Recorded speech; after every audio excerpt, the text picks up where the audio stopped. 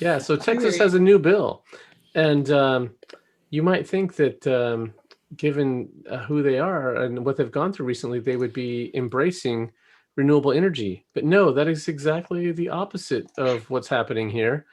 So you might have heard of divest, the divest movement, hashtag divest, where there are many businesses that are trying to get away from fossil fuels and embrace a future free from fossil fuels. But Texas is trying to stop that. And how are they doing that? Well, this is a story from oilprice.com, and it's titled Texas Strikes Back at the Anti-Fossil Fuel Lobby. So if that means they're anti-fossil fuel, pro-fossil fuel. So what this is doing is that the Texas controls several $billion. They have a permanent school fund, a teacher retirement system fund, a municipal retirement system, and all of these total up to, it looks like $46 billion. So not an insignificant amount of money. And if you have a business that has pledged to not use fossil fuels, well, they can use that against you to say none of our state-driven investments are allowed to invest in somebody who is anti-fossil fuels. And not only that they also have clauses in here for indemnification, meaning you cannot sue for them divesting from these companies that want to get away from fossil fuels.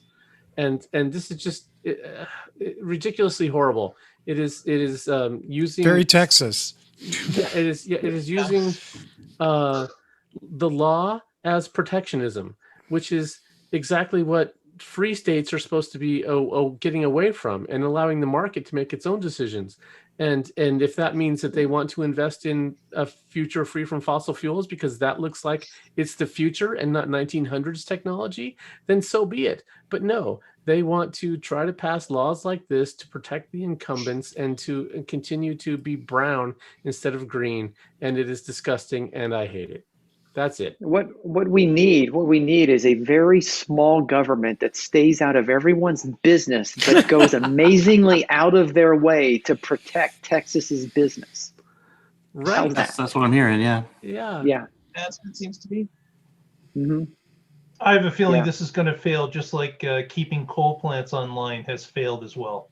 Oh, you mean the law might succeed, but the end goal will fail to achieve its mission. Wait for the lawsuit from the people whose pension funds those are, when they start losing money because these oil investments turn out to be bad investments. It's coming.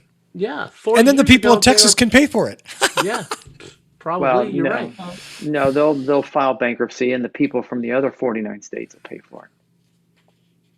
Yeah. Because it's Texas, because that's what they do. They take our money and then complain about it. Their government, not necessarily all their people, but their government does this. There's a couple of good people in Texas. Yeah. Hey, Austin, we love you. Rest your state, not so much. Yes, that's true. Okay, there's that.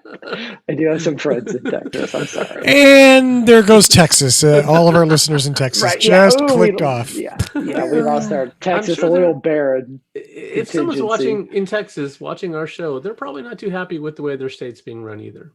Yeah, I mean, it's incredibly tilted towards the incumbent and gerrymandered, and they're doing everything they can to hang on to power and control. The bigger the pickup truck you are in Texas, the cooler you are. Mm-hmm. No doubt. Right. Well, Patrick, thank you so much for that. It is certainly it's an important story, and I mean that in all seriousness, because we're going to see things like this pushback against progress, against good progress, against evolution. We're going to see the other side pushing back. And in this case, the other side happens to be the petrochemical state. Yay!